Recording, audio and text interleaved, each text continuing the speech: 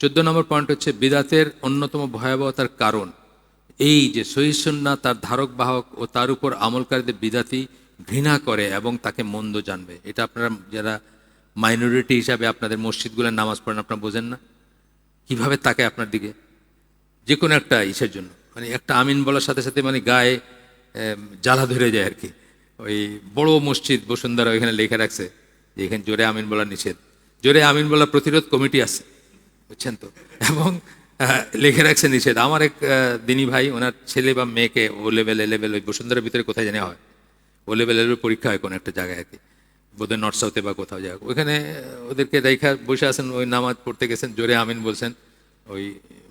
ইমামের মাইক থেকে বলছে জোরে যিনি আমিন বলছেন আমাদের সাথে দেখা করে যায়, মানে সাইজ করে দিব আর কি, আমরা এই করে যাবে। এই